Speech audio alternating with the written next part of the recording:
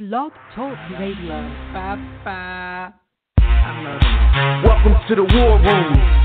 We got Dev, Kill, Jimmy, PJ, B. Austin, the hot block commander.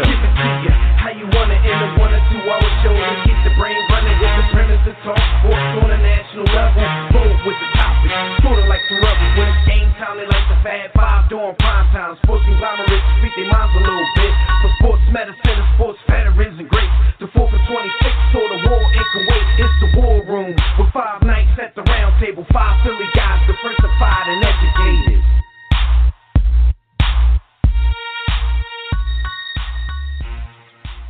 Yeah, where them Big Macs at? What up, War Room family? You are once again live in the War Room, brought to you by War Room Sports on the War Room Sports Podcast Network. I'm one of your hosts. I'm Dev McMillan, and I'm at the round table with my brother, B. Austin. Jimmy the Blue will be with us shortly. Look, the NFL divisional round was pretty uneventful with the exception of one game, and I'm a little upset that the only game that was exciting was the one that my team lost. So that is what it is. But now we're on to the championship round. So also somebody in the NBA is on the type of tear that many of us have maybe seen once, maybe twice in our whole lives.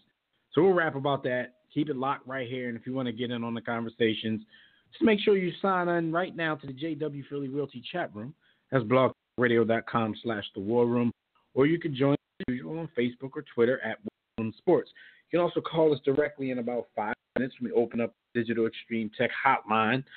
That's after we gamble with Gus and we talk about a couple of transfers in the world of college football with the homie Fred Purdue. That number is usual, 323-410-0012. Before we get started, make sure that during the week when we're not live on the air that you check out archive episodes of our show at warroomsports.com, the War Room Sports mobile app, iTunes, TuneIn, Stitcher, Spreaker, Google, and most other places you do your podcast listening. But if you want to go way, way back in the Wayback Machine, definitely, sign on to Blog Talk Radio. You can go all the way back to our initial episode from, what was that, September 9th, 2010. Yeah, go ahead back to the Wayback Machine. See where it all began. Because look, we had what, 449 now? We working on 500 sometime. Working on 500. Yeah, it'll be here before you know it. But yeah, you can do that. But anyway, man, salute to you, good bro. It's day 27 of the American hostage situation. What up with you? Well, first I would like to say I hope that Alshon Jeffrey suffers from a gallstone. I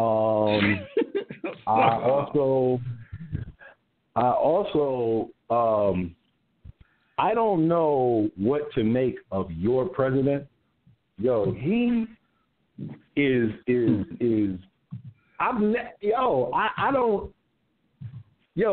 y'all white people that voted for him. And I know there's a small fraction of slaves that never wanted to leave the plantation, and they voted for him too. But by and large, it wasn't our folks that got him in office. It was y'all folks.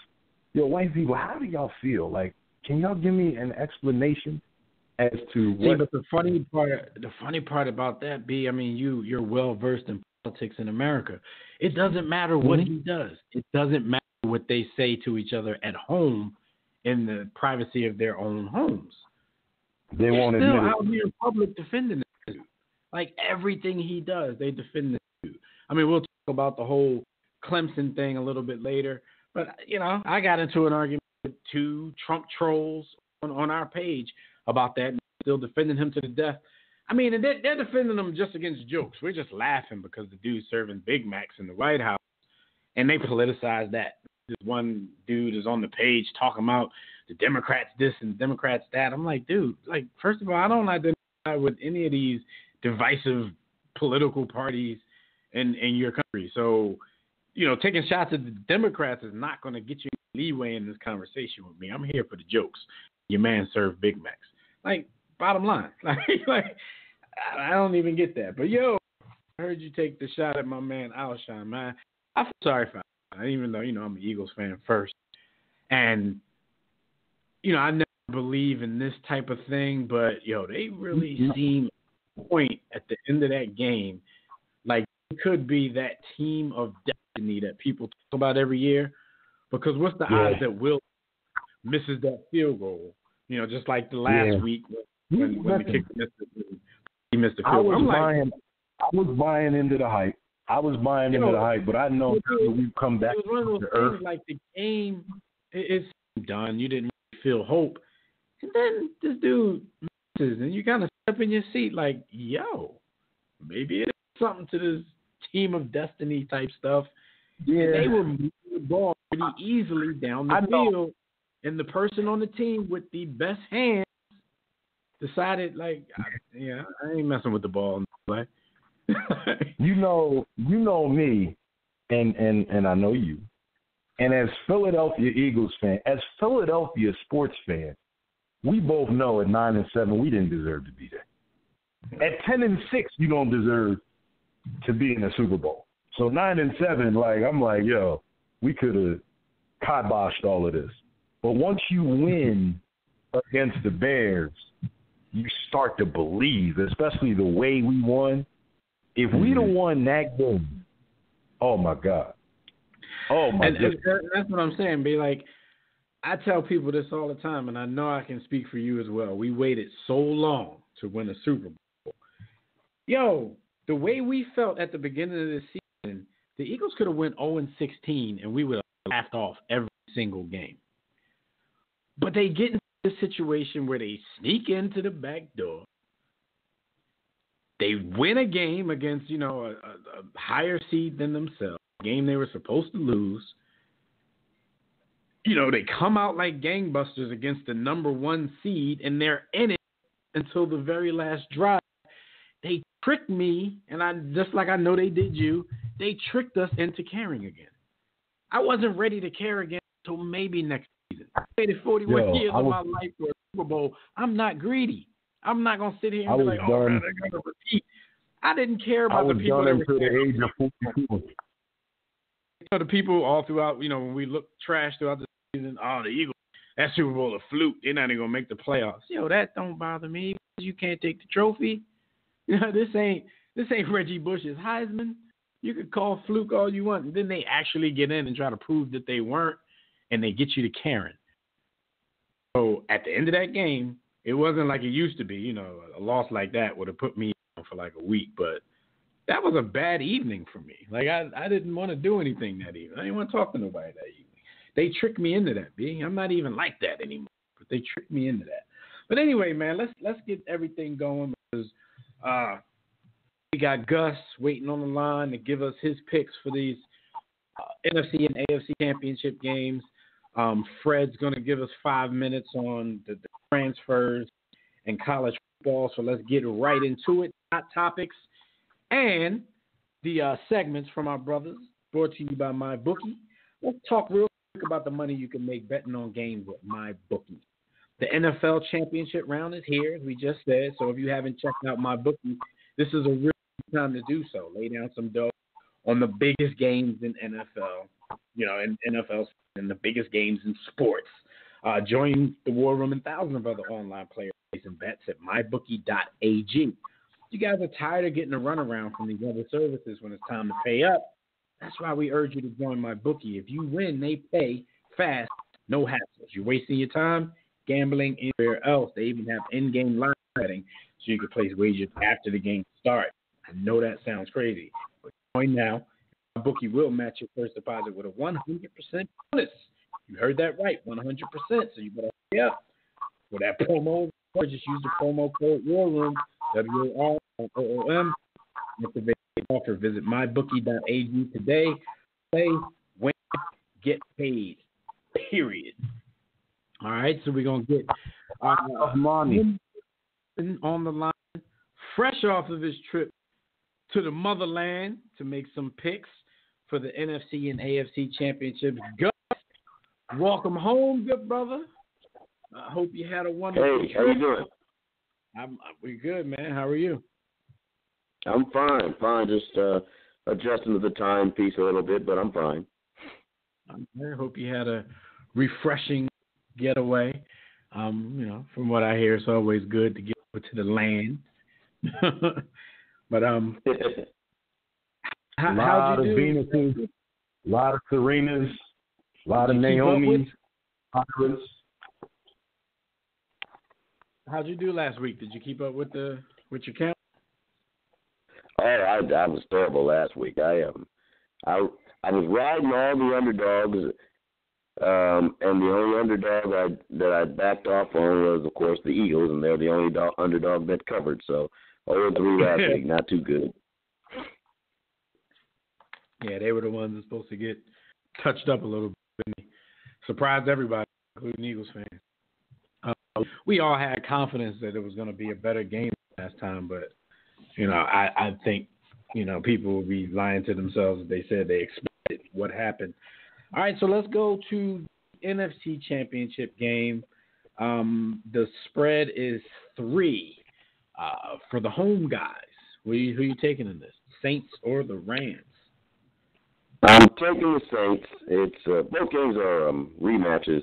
I'm taking the Saints, and generally my line of thinking is in a rematch of relatively even teams, the team that lost during the season wins in the playoffs. I don't think that I think the Rams certainly have the offensive firepower that the Saints have, but their defense isn't comparable at all. And so it's in New Orleans, so I'm taking the Saints minus those 3. Yeah, that crowd down there is as loud as it gets in that home. I think they do play a part in what goes on in those games. Over to the AFC Championship, we got the Patriots visiting the Chiefs. This is also a 3-point spread for the home team. What you taking? Now, this one is in line with that rematch piece. The Chiefs, though they fell behind early in New England earlier, they made a mad charge and almost came back and won that game. This is in Kansas City. It's the rematch. I'm going with the Chiefs laying the 3 to get to their first Super Bowl in 1970. Yeah, 1970, since the last year of the AFL.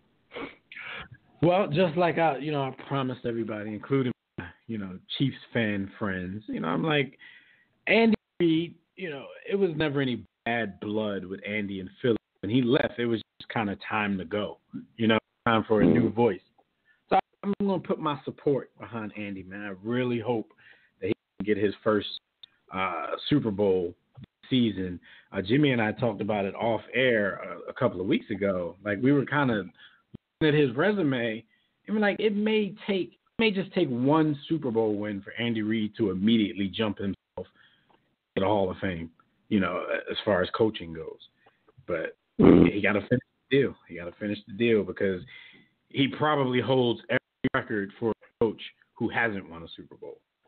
That's not how you want it. Exactly. All right, Gus. One more thing, Andy Reid. With that all being said, and I know how we get wrapped up with Super Bowls, I mean, is there anyone who doesn't put him ahead of George Seifert, for example, or Tom Flores? I like some of these guys. I think he's already better than.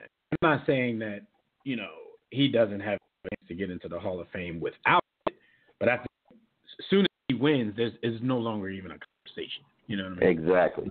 You have to hop over into the Hall of Fame. All right, so that's the championship game picks.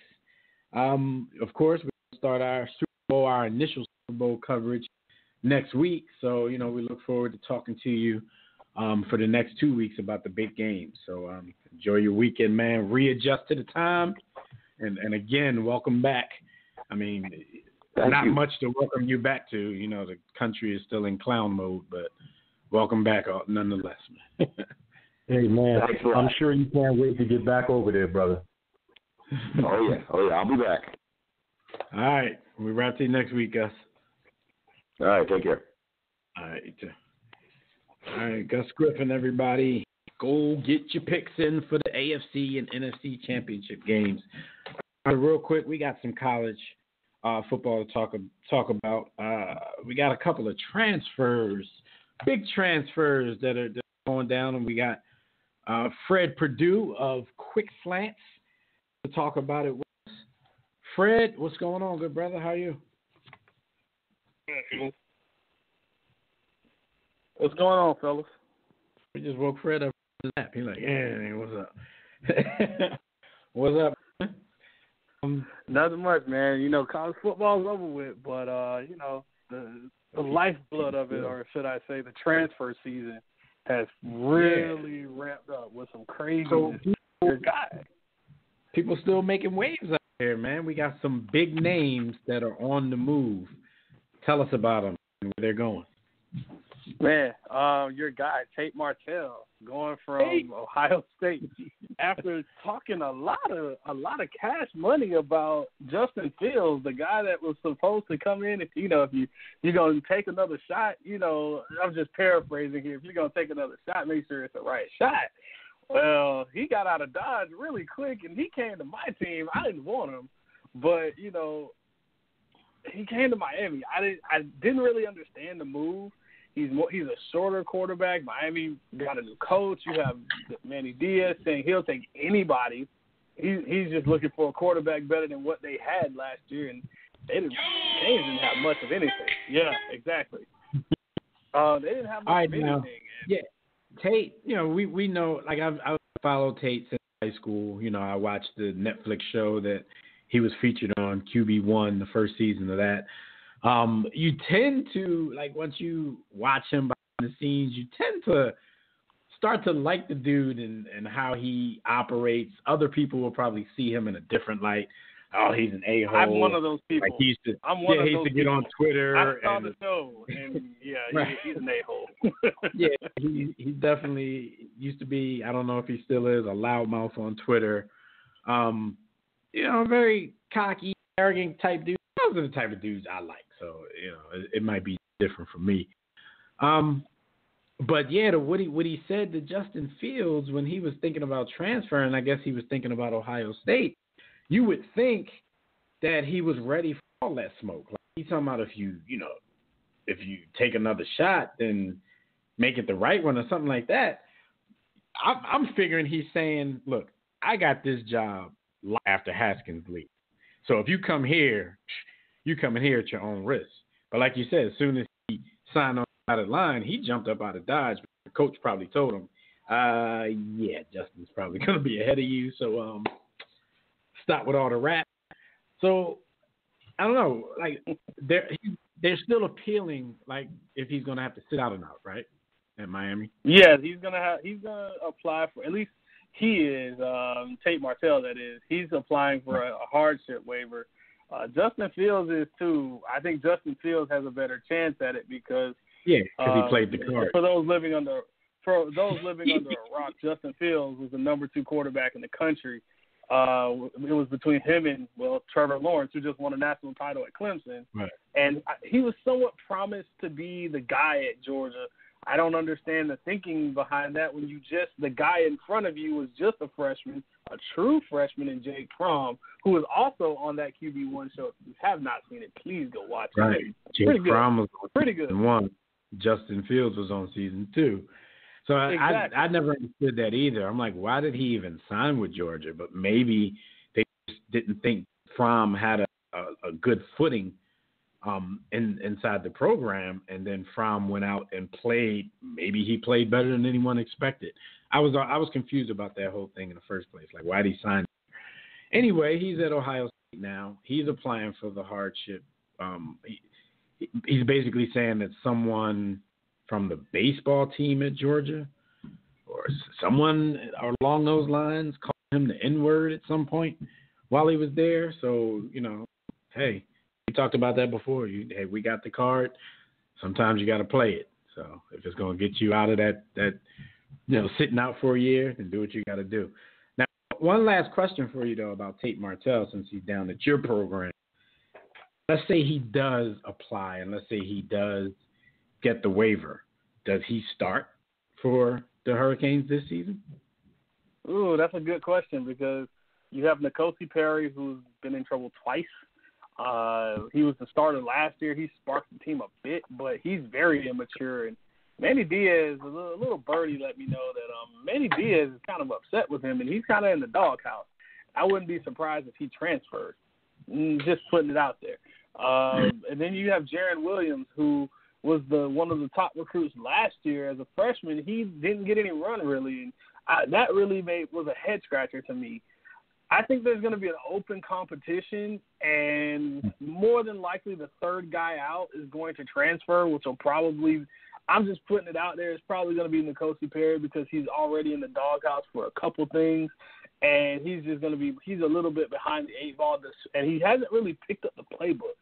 That's the huge thing of all of this. There's Miami has a new offensive coordinator, so that kind of changes things, but he never really picked up the playbook under Mark Richt. So if you didn't pick up the playbook there, how are you going to pick up the playbook from the former Alabama quarterback coach and offensive assistant? You're not picking up that playbook at all. I mean, that's a RPO-based offense where they're trying to pound the ball, but they're also using the dual threat quarterback as a weapon. So I don't know. I think it'll be out of Martell and Jaron Williams, but I think Jaron will make it because he's been on the team. He knows these players. He knows the guys around him, and he has a bit more of experience with being down there, that culture. I think that's going to go a long way, and he knows the coach. You know, normally the head coach goes with his guy, and that usually leans to him. He never got a chance. Spring will be very interesting across the country. All right, well, speaking of transfers, we got one more big name. Seems like this guy's going to be like 36 years old by the time he gets played. Jaylen Hertz. He's leading Where's Jaylen Hertz going, and why? Jaylen Hertz, surprisingly, he went to 4 different places. He started out and it was very obvious of where he was going because of the people that were going to these places. Mike Locksley, his offensive coordinator at Alabama, moved on to Maryland, so that makes a lot of sense. There's no one in front of him there. Give them a look. I mean, he'd instantly be one of the top quarterbacks in the Big Ten, but Maryland's not really the place to go.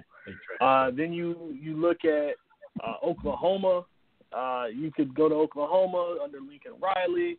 They've already had back-to-back Heisman Trophy winners, and that's a great move because now you have Lincoln Riley helping you out as far as tutoring you to play quarterback, and the reason why he stayed at Alabama with Dan Enos, who's now at Miami, as an offensive coordinator and QB coach, was to refine all the aspects of the passing game for him, from his technique, from his understanding of the playbook, getting that throwing motion a little bit better, and being able to see the field a little bit better. Now you're going to Oklahoma where you have someone that can continue developing you, not just for the college game, but for the NFL game. And that's his ultimate goal. Then you have the option of staying at Miami. That makes sense. Staying at Alabama. That makes sense. You can stay with Tua, battle it out with Tua. I don't think that'll work. And then you have Miami where, again, Dan Enos, offensive coordinator, QB coach, he was your guy at Alabama. But ultimately he chose Oklahoma. I'm still scratching my head on that one because the offense is more of a passing-based offense. While Kyler Murray ran around a lot, he was a superb athlete. Jaylen Hertz is a more of a one-dimensional player when it comes to playing the quarterback position. He's a runner. He's not the guy that's going to sit back there and scan the field. That's not what he does. He's maybe a one-read, two-read kind of guy. He has no chance of playing on Sundays. This is it for him. Never say never because has to be. He's gonna be old as hell by the time. But yeah.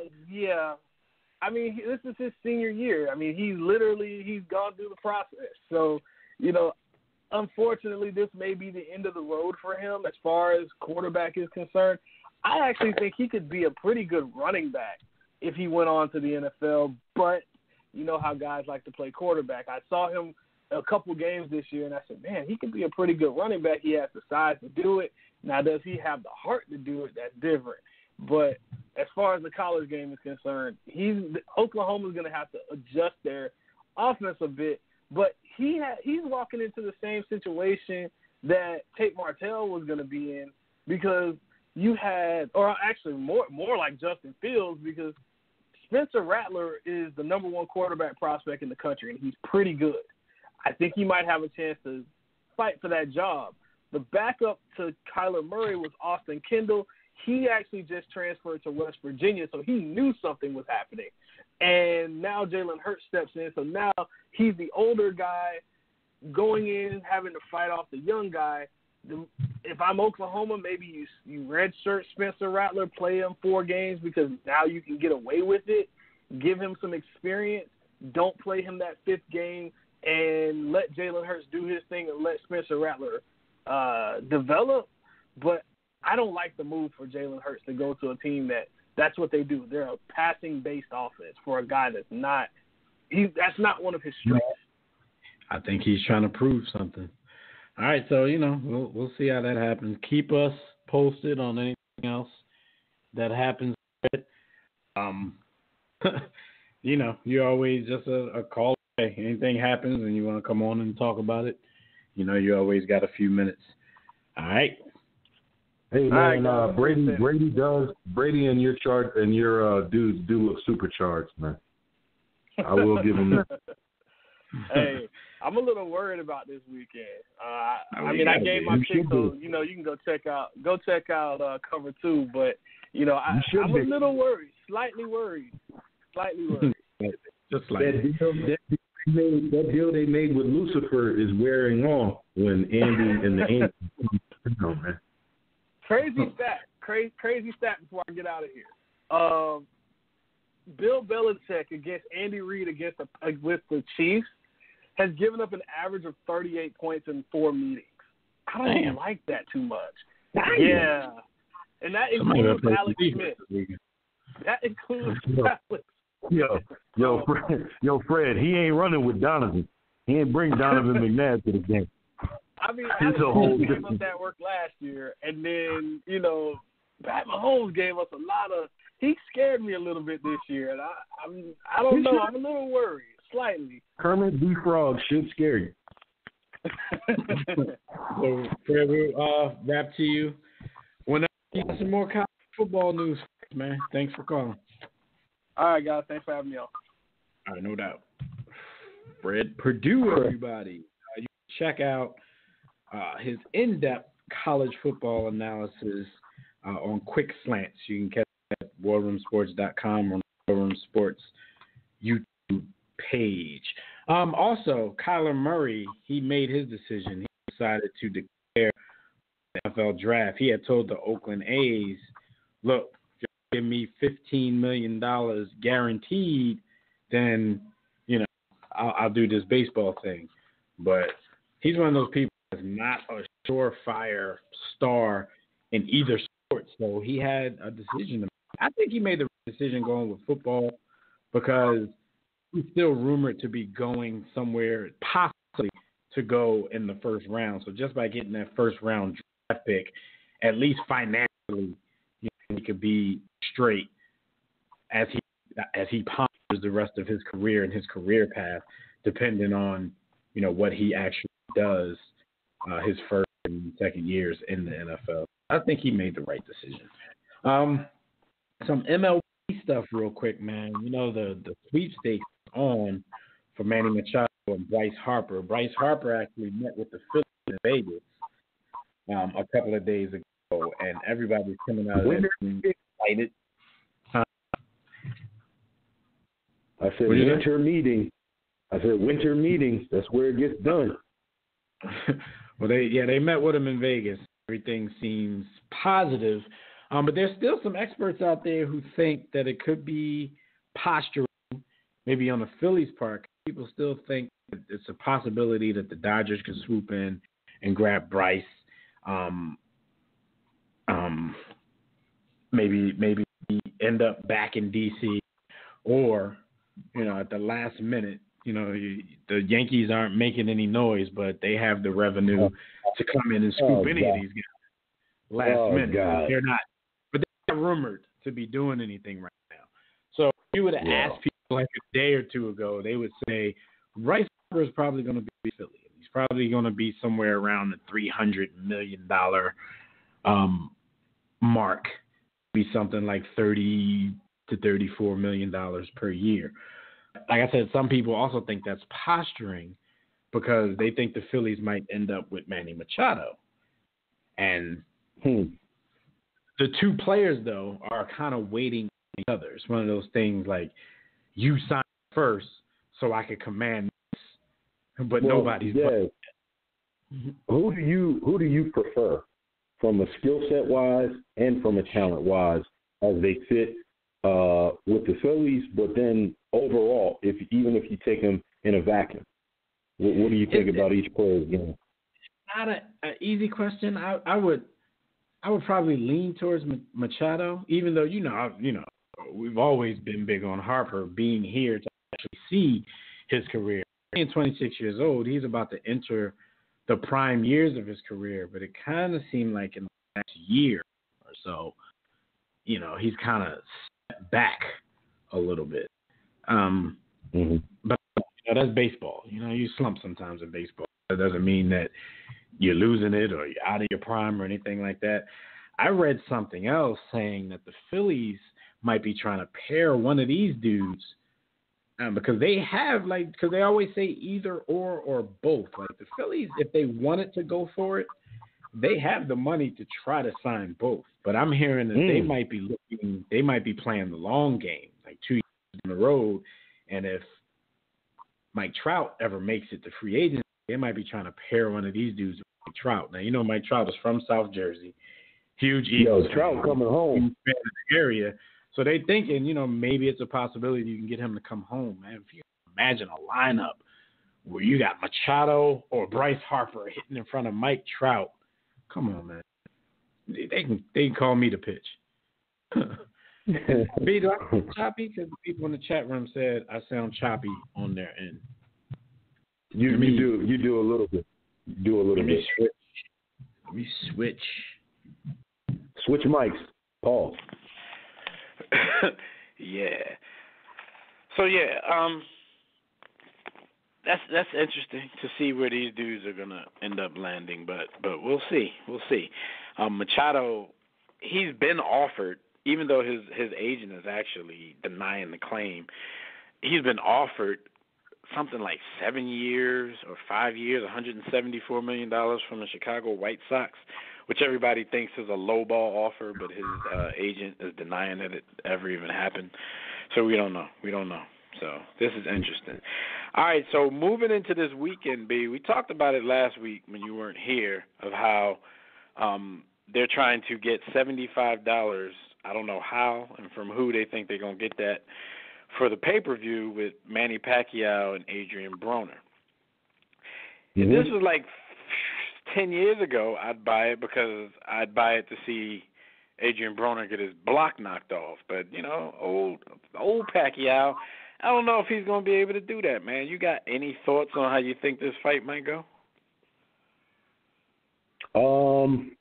I give Manny Pacman a puncher's chance, a little more than a puncher's chance, because I know what he once was, and that's the thing about aging athletes, right? So a lot of times you never lose it completely. It's your ability to sustain high levels of performance for long periods of time. If we even think back to who we probably recognize as the greatest fighter, with the exception of the gods, Muhammad Ali and Mike Tyson, Bernard, like towards the end there, once Bernard got to the fifth round, for like the fifth to the end, even at 67 years old, Bernard can make you see flashes of brilliance. But it took him 5 rounds to warm up. Just to start the engine. Just to start fighting. Bo didn't start fighting. To get the engine to turn over. To get it turned over and get it rocking, and you like, damn, well, Bernard won the fight. No, he didn't, because he didn't do nothing for the first 3 rounds. And he got his block hit in the 4th round, and then he woke up in the 5th. You can't win a fight like that. So what I'm thinking that we'll end up seeing is spurts of brilliance And the problem with that is Manny has never been a defensive fighter or a defensive mastermind. So now if you're going to show us a flash of brilliance with Adrian Broner, but you're not going to defend yourself, as much as I despise every single solitary piece of earth Adrian Broner has ever occupied, just looking at him purely from a technical standpoint, he's actually not a bad fighter. He's undisciplined. He's not good enough his skill set doesn't match his talent because he's never put the work in, but he's still young enough where his flashes of brilliance doesn't match his mouth. Doesn't match his mouth. Definitely not that. His flashes of brilliance oftentimes are going to be a little bit longer than Manny's at this stage of their careers, and I feel like he still has the power and the athleticism to cause Manny a headache. So it's really going to be how well Manny prepares to defend himself when he's not attacking, and I don't think that he's going to – I don't think that's a part of his game that he ever developed. So it's like even as Floyd's athleticism slid, you really couldn't necessarily tell because he was such a masterful defensive fighter that you still couldn't hit him even at 40. So I don't know how that translates for Manny Pacquiao. So I said all of that to say if you pay $75 for this, you are a fool and you deserve to jump off the third story of your two-story house. Yeah, I think I don't know, it's gonna be a weird fight. Like I'm interested in the fight, but no way am I paying $75 for one. Like we said last week when we were talking about it, Broner has never been the main event on a pay-per-view, and Manny, you know, he's not really commanding much on pay-per-view these days. His last two fights weren't pay-per-view, so it's weird that you put these guys together and you're trying to get us for $75. I think it has the potential to be a good fight, but at Manny's age, kind of like you said about Bernard Hopkins, like you wonder how long it's actually going to take him to get into any kind of a groove. And I don't really see Manny getting into a consistent groove. There might be, you know, some rounds here or there where he does something and maybe taps his chin a couple times, but I think it'll be a decision, and I think Broner will end up outpointing him in the end. Yo, what up? Yeah. What do you think about this? This rumble that we're not paying for? I've never once seen an entertaining Adrian Broner fight, and I saw the majority of his fights throughout his career. Broner's just not an entertaining fighter. His antics are more entertaining than his fights. Like, first of all, Boyd never lets his hands go. That's the only reason we know who he is, because of his antics. Yeah, like outside of that, he's not an entertaining fighter. He don't go out there. He don't knock people's blocks off. He barely swings. He does not let his hands go. Yeah, that's whack. Manny, that's true too. He's defensive, but not in a good way. Yo, Senator Pacquiao got all kinds of stuff going on right now. My man be getting legislation passed on the way to the gym. I made the mistake of watching the. I made the mistake of watching the 24/7 leading up to the fight. They do a good job of trying to get you to buy it, but I'm still not biting. But they definitely do a good job of hyping the fight up. But at the end of the day, man, I think it's gonna be a snooze fest. I don't know, man. It's a toss up. It's definitely a toss up. But when it's a toss up, I'm just going with the black man. That's all. I feel like yo. He set us back so many. Yo, he is a coon. He enjoys Master's house. I think that I feel like pay-per-view is really losing out on this one because I feel like the boxing purists are going to buy it because they're obligated and they're going to be angry if it's a snooze fest. Then you got, maybe they may appreciate it. Then you got guys that sort of fit in our category. I mean, as professional sports enthusiasts and journalists, we want to see it, but it's like not really, and then the rest of the world isn't going to pay for it unless they're caught up in Adrian's Instagram.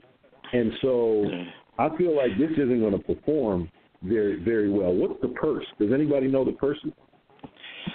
Nah, My man I said they gave him a chance to make $100 million. So he said they gave him a chance to make $100 million. Here's my thing. He's lying. But I'm just waiting for Amazon or Netflix or one of the streaming sites to like offer a sports package where they pay an exorbitant amount to, say they get well, I think Golden Boy already signed with that other off-brand John. But say they get like one of the big boxing not I was going to say Top Rank, not Top Rank. What's the brother that no one that ever sees, the Ghost Boy? Damn. What's the name? What's the name? He always having his stuff in Brooklyn. The boy that used to like promote concerts and do it and whatnot. Old head, black dude. Yeah, old head that's like a ghost. You never see him. Like if he took a whole organization and like one of the streaming services for a nice piece of change, and even if they made it an add-on, $5 sports package, you get all the fights. I want to see something like that happen. That'll be like mean and revolutionary. You're talking about Al Heyman, right? Al Heyman, that's it. That's the brother. Yeah. So Al Heyman is that Al Heyman my role model because he get money and stay low. Like you don't even know you don't even know what he look like. Like you ain't found out until like 3 weeks ago. He used to promote concerts back in like the 80s and 90s. Al Heyman get all kinds. Al Heyman get all kinds of bread and stay out the way. I used to think he was. There's one boy that be at all his fights like a form, and I used to think that was him. I was like, some Kaiser Sose-ish. Yeah, but, I know exactly the dude you're talking about. You know exactly what I'm talking about, right? I'm talking about. I think he the boy that got the twin sons who always in the ring. Yeah. Exactly. Yo, I they thought whole that was family him. be in the ring, and everybody thought he was Al Heyman. Yo, somebody said that ain't him. I was like, really? All right, so I got the lowdown on why this fight is happening. Manny Pacquiao worked a deal with Al Heyman so that he could pay his tax debt off. He owes Uncle Samuel $30 million allegedly, and so Trump is not going to allow him.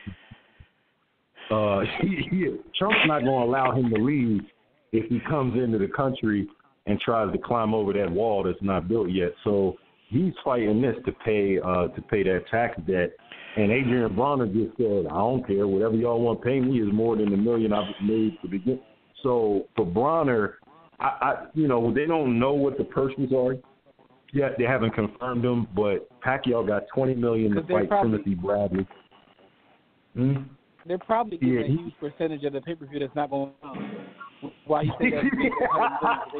They probably told you'll get a percentage of those 100,000 views, those 100,000 buys. 60% of nothing. They probably told him, like, listen, if the pay-per-view goes well, you can make up to $100 million. And he ran with that number.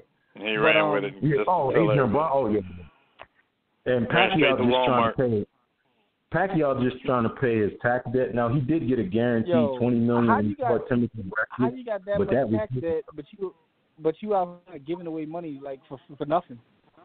That's because he don't owe it in the country. He don't come in the U.S. once every 10 years. No, he just bought a yacht though.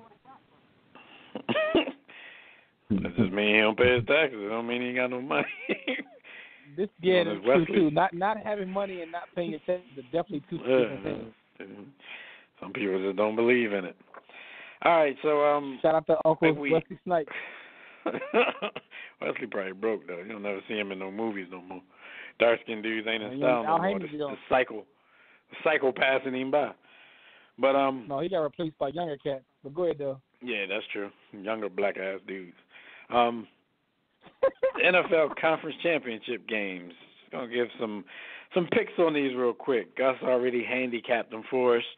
The NFC, Rams versus Saints, man. Like we were talking about earlier with Gus, man. This is a rematch game. These guys played in the regular season. The Saints, to me, I don't know. They look kind of vulnerable, and it's not just because of last week in the game with Philly, but they've kind of looked that way since the Dallas game because they started out the season just smashing everybody in their path. I don't want to say Dallas exposed them because, like I said before, you still have to have the personnel to be able to do to the Saints what the Cowboys did. And that's the thing I think the Eagles pretty much did, because the pressure can come from the middle on a team like that because you got Fletcher Cox. But the fact that Fletcher Cox was in and out of the game with injuries, it probably put a hindrance on what they could do consistently against Drew Brees and putting pressure right in his face instead of from the edges. This one, the Rams are my Super Bowl pick from the beginning of the season. I don't think they've lived, even though, they have a great record, number 2 seed, I still don't think they've lived up to the hype of everything they did in the off season. I still think that defense has a lot that they can prove with all those names over there. And I think, if they could just put it together now at the right time, they could be that team. I'm going to go out on a limb. I'm going to call this upset, man. I got the Rams over the Saints on Sunday for a trip to Super Bowl 53. What do you think, B?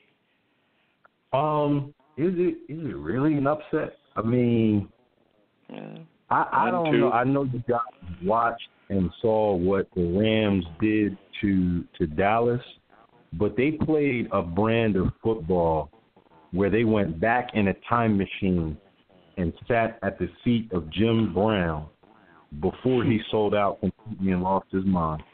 And they just played I only eat red meat, pause.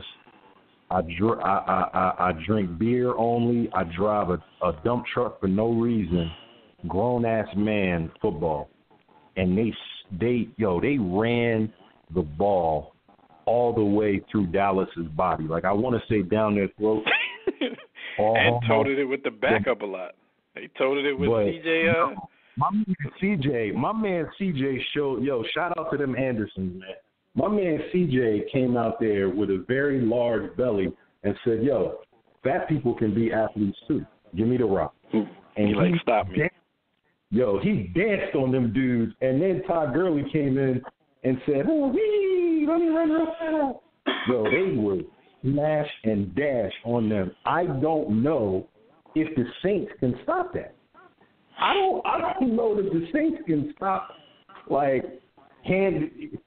they played a type of football that doesn't get played in the NFL in 2018, 2019. Hand the ball off. We're not calling no fancy plays. Sean McVay, put your clipboard up. Hand off left, hand off right, trap block, pass the D lineman off to make the hole. You go to the second level. You run the rock. That's it. They didn't do anything else. Just ran it. 2 backs over 120 yards. I want to see, and I don't want to disrespect Drew Brees because I believe he's one of the all-time greats, but he only has one person to throw the ball to. 1.5. All right, Kamara. But, dude, what they going to do about the Rams' rushing attack, man? What they going to do with that? Woo. I ain't really got much to add other than I'm going with Patrick Swilling in the Saints because they playing at home, and Drew Brees is a gun, and all that you said, be Austin, but they still got to stop Drew Brees. Yeah, I mean it's going to be hard to force him into. Because I'm not even going to call it a mediocre game, but whatever he did last week, even though he was able to pull it out with a lot of big third and long throws, it was still beneath what he could do when you consider Drew Brees having a good game. So, they still got you still have the chance of that. I just think if you're going to have success against him, I think their defensive personnel is a little bit better, especially on the backside, than what we had to go up against them. But, it's still a matter of scheming and all that kind of stuff. I like see what the Rams get done against them. But no, like B said, though, it's not really an upset because with the Saints being a 3-point favorite at home, that's basically a pick'em game. You get 3 just for being at home. So all I'm saying is they got Drew Brees. That's all I'm saying. Bottom line. One team got Drew Brees. One team got Drew Brees, and one team don't. So that's kind of simple. All I'm saying is one team got an offensive guard playing running back that's kind of fleet of foot, and one team don't. That's funny. This dude raving about running the ball, and he's not even talking about Todd Gurley, who's probably the best running back in the league. That's all good, but they playing on carpet, and when they're playing on that carpet in New Orleans, man. Jimmy, you're a Broncos fan. Do you remember what C.J. Anderson looked like? Yo, I ain't no Broncos fan. Fuck the Broncos. Excuse me. I got you. But do you remember? But I know Drew Brees. I read articles because he thought his season was over, and he was like, "I'll let myself go." He's 20 pounds heavier. He's 20 pounds heavier than whatever you remember, and it has no effect on his game. All that's cool, but he ain't Drew Brees though. Mm-hmm. Yo, plus the conspiracy theorists in me think that the fix is in, right? If the fix is in for the Saints this year, and the Rams will be back next year because they're trying to load up for that stadium, so the fix is in. But that's either here nor there. So look, on the other end, does that same rule apply? One team got Tom Brady, the other team don't. But the other team got this young dude who threw 50 touchdowns this season. What do y'all think about the Chiefs and the Patriots game? And Jimmy alerted me to the fact that there could be what they're calling an Arctic blast hit Kansas City on game day. It could be like 2 degrees at the stadium, or maybe even level with the wind chill. It'll be negative something. But I said this last week. I low-key think people disrespecting the Patriots. Like the way they were talked about coming in. But don't they always? And then the Patriots have to show you differently. Like, but this was worse though. Like, I guess because, like, you know, again, with my limited knowledge, I guess that Tom Brady didn't have his particularly season that he's generally had. And I saw one pass on ESPN, which was the worst pass I think I've ever seen in football that he made this year. So, I can see why people would think that. But let me give you context on why they think he's fallen off the cliff. And this is usually out of the question for veteran quarterbacks because they usually eat the blitz alive and laugh at you when you try to blitz them. Tom Brady is the worst-rated quarterback in the NFL this season versus the blitz. That's something that you didn't think you would ever hear. So I think everybody thinks that his, you know, the age has finally caught up with him. I don't know, man. I still like Bill Belichick is something like a ridiculous 16-4 after playoff bye weeks. So, you know, I think it's like 11-1 after the initial bye week. So you think to get into the divisional round. And then, you know, the bye weeks before the Super Bowl, he lost 3 of those, but he won most of those himself. So I think altogether in the playoffs after a bye, like you give him an extra week, man, to prepare. Sometimes it don't matter how good your team was during the season. Are you insinuating that they shot their load last week? Because I'm not insinuating that, but just for them to be in this situation again, because they on there like LeBron as far as AFC Championship games go. So it's kind of like, no matter how many people disrespected them last week, like it was like almost destined for them to get here anyway. Because, like I said, it's just so difficult to beat this dude after bye. I think it's a better chance this week. You give him and Andy the same amount of time to go into this. I still think Belichick has the upper hand. Andy has all the talent. So if Andy could do something with the talent, I think the Chiefs could make a trip to the Super Bowl. And I'm picking the Chiefs to do so. I got the Chiefs winning this game. If the game is close and it's about clock management, what's going to happen? Well, then we know what's going to happen. If the Chiefs can't get a 7 to 10 point win and it's close at the end, then, you know, Andy might trick that off for you. I'm going to be honest, man, and I love Big Red Paws. Yo, Andy, you my guy. But Bill Belichick has something with that evil genius where, you know, he the type that'll Ben Roethlisberger your daughter and tell her, don't tell nobody. Like, he just has that nasty streak that manifests itself in his coaching. And Andy is, at his core, a nice guy. And I think that niceness comes out in games when he's close. I may be completely off base with that. But I feel like I don't even know how to interpret what he just said. I hear what he's saying, and I know why he said it, but that just sounded crazy. But all I'm gonna say is this, man. And shout out to my brother Vod, and shout out to KC Mack. Like, I'm actually rooting for y'all to win, although I'm not watching. I'm rooting for y'all to win. I'm rooting for y'all to win because I just want to see, honestly, because I want to see Andy mentioned amongst the greats of all time. Because I mentioned in the group chat, like, if he found a way to win one bowl, his name is up there with like the upper echelon of everything. Because his resume is crazy. He's just missing that one thing. The upper echelon? Yeah. No, I was telling Gus that earlier that we were saying that, like we were talking off air one time, talking about like, you know, as soon as he wins that one Super Bowl, like even now, like it's not to say that Andy Reid's not a Hall of Fame coach, but as soon as he wins that Super Bowl, it's not even a conversation anymore because he won't keep holding. He won't keep holding those coaching records of everybody who didn't win a Super Bowl. Dog, it's that last piece. If that last piece come together, it's sort of like when Marcus Graham looked at Halle Berry's toes and they was cool. That's like that last piece, and he was like, "Oh man, like that's what this is." This is like Jimmy this could be Andy. This could be his good toe moment.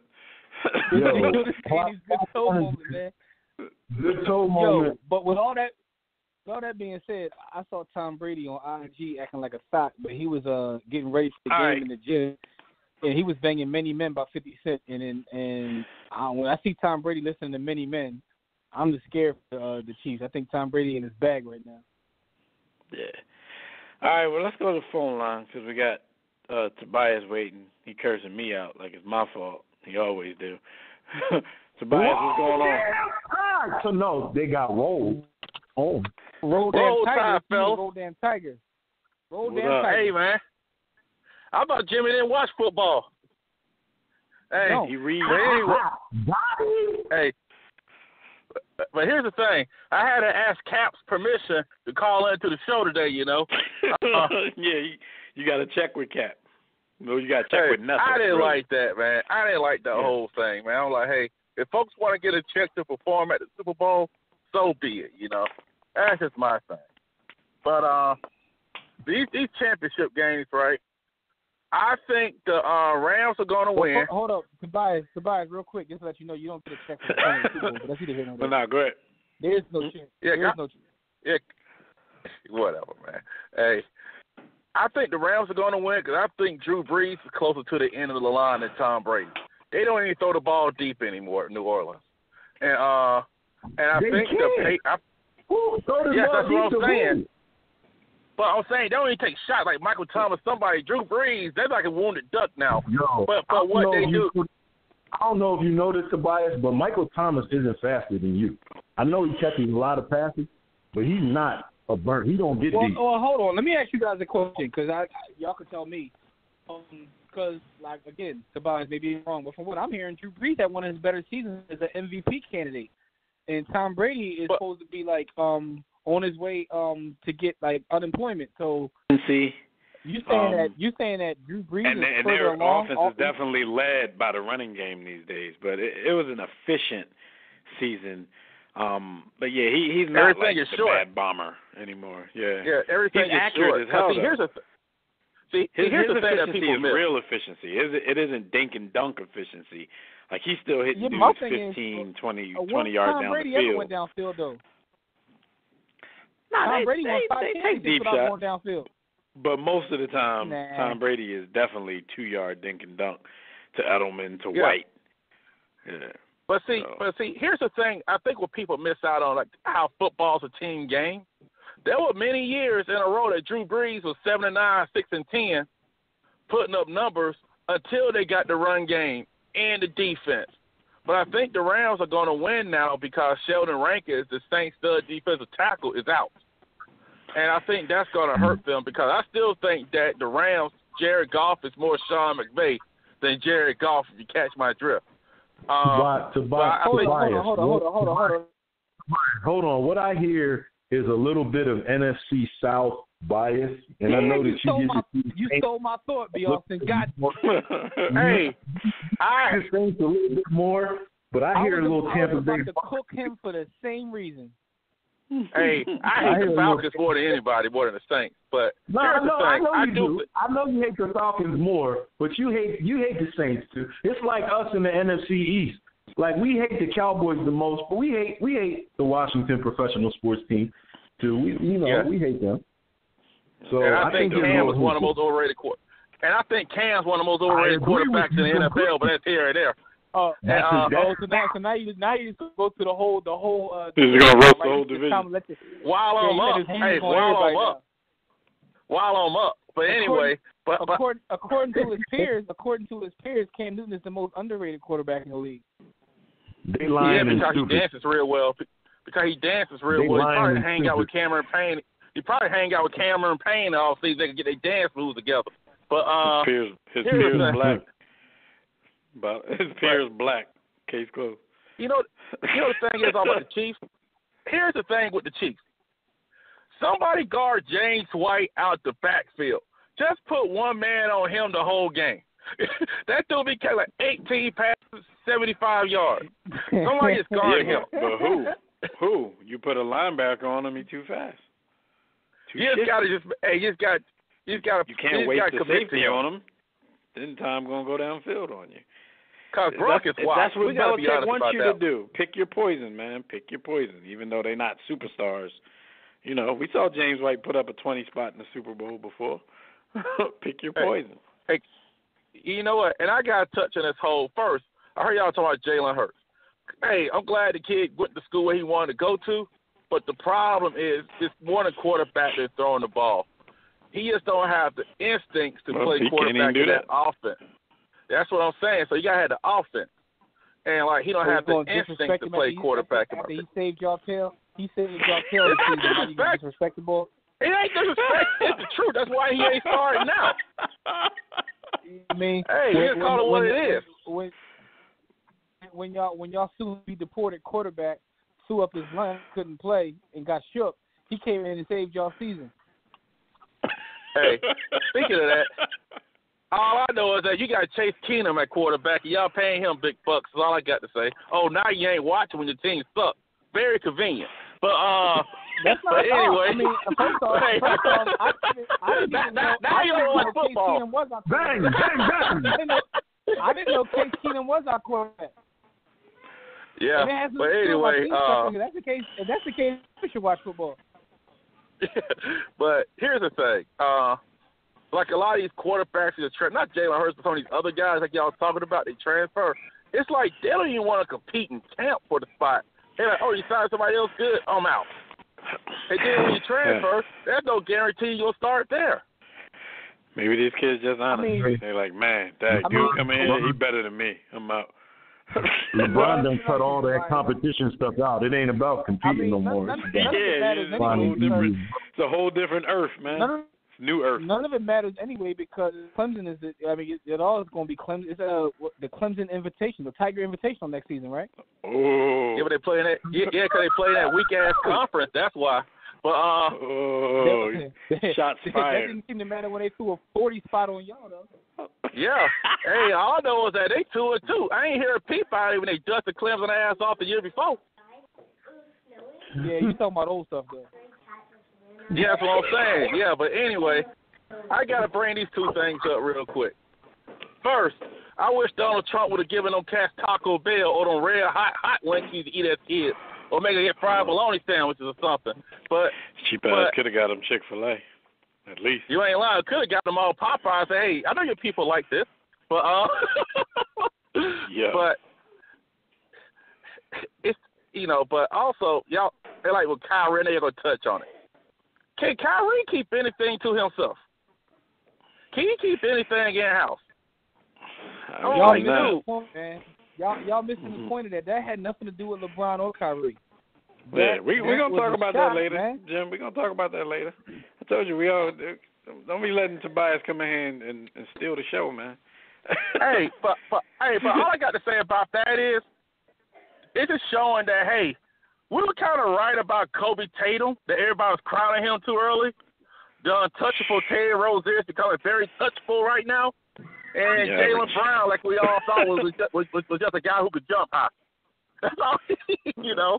And, but the Justice, like I said, Mamba average. Yeah, because you know what? I said at the beginning of the year, they have too many players. They need to let some people go. And, because you can't have 10, 11 guys who think they all should play. And we already know. I wonder if they're changing their mind, though. I wonder if they're changing their mind on who they would be willing to let go. Remember, light-skinned Mamba was like untouchable when the season started. He's very touchable now. They still feel the same way about him?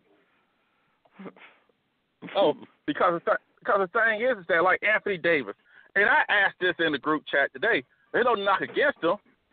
They say the most talented power forward ever. No, that was slander. Yeah, but I was like, don't forget about Rasheed Wallace's talent. But I was like, it's like, look, I know that the New Orleans ain't necessarily, you know, who's the top team, like, let's say Boston on paper, Golden State talent-wise. Damn it, if you transcend, you tell me you can't get the damn 8 seed. That's all I'm asking for, the damn 8 seed at least. I mean, and they might get that. They might get that, but, you know, I also don't want to mistake those guys for, you know, being that good. Like, you got good individual players, but they just don't make that great of a team, you know, without him. So, you know, Drew Holiday is my man, but, you know, who really checking for Drew Holiday like that? He has a nice little spurt every once in a while where he reminds people like, yo, Drew, all right, he was an all-star one time in this league. Listen, but man, he's not playing like that every night, so I'm not going, you know. I've seen cats put up empty stats, a la Kevin Minnesota. Anthony Davis don't put up empty stats, dog. Anthony Davis is the top 5 player in the league. Chris Webber. Just his skill set. Just his skill set is ridiculous. You know what I mean? Like, it's nothing he can't do. And, you know, but he is wasting his time playing in New Orleans. Yeah, everybody was. Chris Paul wasting time. Everybody you know what you call New Orleans? We should call New Orleans the Seattle Supersonic Select. But go ahead and move the team. It's over when he leaves. But the thing is that the NBA definitely has way too many teams. They need to like reduce their teams more than any other sport. They have way too many teams. That's what we should call the New Orleans Pelicans. We should call them cut. They need to get rid of that team. You know the problem is, Jimmy, the NBA has too many teams in places where nobody wants to live at. We got money. And y'all see when I just mentioned them, I had to take a pause. I forgot the name of the damn team. Like that's how. You know, come on. And I'll say this real quick before I. All right, I'll say this real quick before I go. Yeah, because I know you know who was on next. You know, KC Mack's favorite caller, and Savon's favorite caller's up next probably. But you know, here's the thing. Next. Yeah, so here's the thing. Like I know everybody like LeBron's injury. I think the growing injury is worse than it is, but it's an injury where you got to be delicate with because you could nick that thing up and you messed up for the whole year. But I wonder how would that affect someone like Anthony Davis wanting to go there now because usually super teams, these guys are around the same age for the most part. And, you know, I just wonder how, like LeBron, we know he's on the back nine, but how would that affect possible guys maybe like Anthony Davis and like that wanting to come? Right, because it's kind of making them look, it's making them look mortal because we don't see LeBron. You know, this is the longest stretch he's ever missed with an injury. And it's remarkable. This, you know, people who don't believe in LeBron being a cyborg is basically was telling us this before. Like, you know, at a certain age, you know, you got to be careful. Like, you guys really want to go make that long-term commitment? Because LeBron is a certain age, he might start getting injuries, and we're like, well, we never saw it before, so you know, I still it think seems safe. And then, you know, he's already. You still had to sign him, though. Because if he wants to come to your team, you still got to take him. He's fraud. I mean, you got to sign him, LeBron or not. He's Anthony Davis. Like, oh, you're talking about you got to sign LeBron. Yeah, if he wants to come to your team, it's kind of like malpractice not take him. Yeah, you got to have to take him. Yeah, you can't bank on LeBron injuries until he start having injuries. Like, he hadn't showed us yet that he's vulnerable to any of that stuff. So hell yeah, you got to sign him. He's fraud, man. Taking time off because I don't think he really wants to play full NBA season no more. He trying to make it part-time. He's been making the part-time game. Hey, Jimmy, you can't rush back from them groin injuries, though, because groins and hamstrings, if you rush back, they will linger. And it'll be a waste of your time if you come back for no reason. But see, you know the problem is also the Lakers messed up at? And you don't know because these guys come out so young. Brandon Ingram ain't going to be that guy. He's just going to be a decent player. Lonzo's who he is. Now, hey, I'm just saying the Lakers are hanging on to him. The Lakers trying to hang on him like he was some big thing. I don't know. Well, the best thing that ever happened to him was LeBron getting hurt. And they had to pull back on any trade talks they were having. They can't trade him while LeBron out. And do New Orleans even want those guys? Do New Orleans even want those guys? That's the thing also. But we've learned in today's game when your superstar wants out, it don't matter what the hell you want. You got to make a deal. But hey, even if he's not in his contract year, you got to make a deal. All right, man. We got to take it easy, good brother. Peace, guys. All right, man. Bias got off abruptly like his boss came. The hell are you doing in this staircase? All right, so real quick, the ball report. Did y'all hear about a tournament replacing Spire in the team lineup because a quote-unquote consultant demanded a $10,000 appearance fee from the tournament because, Melo's on the team. Would this consultant, have the initials of LB? Would this consultant be my uncle? They asked for a $10,000 appearance fee for Melo to play, and they acting like we don't know who this was from. Yo, listen, man. How badly is the Unk messing up? First of all, his later, his two boys' basketball careers. Now it's like everywhere they go. Like now he's making the school a damn pariah. Everybody cancels games with this school. Even in tournaments like this where they actually let the school in, they end up, letting them walk because somebody's asking for $10,000 just for the school to be there. Like he's really coming and just purposely, might I add, he's like purposely testing the limits of amateurism. It seems like he don't care. He's just gonna do what he wants. Yeah, he don't. No, he definitely don't. I'm gonna ask y'all this honestly. I'm not being funny, and I count you guys, my brothers, as some of the wisest men of our age walking the earth. Y'all didn't see this initially, like from the gate with this dude. Y'all couldn't perceive this guy. Dude, well, what did we say that was a surprise though? We didn't say it was a shot. I knew from the door, if you're that loud, you're in it for the attention. Attention brings the dollars. Yeah, of course. Yeah. From the door, he was trying to.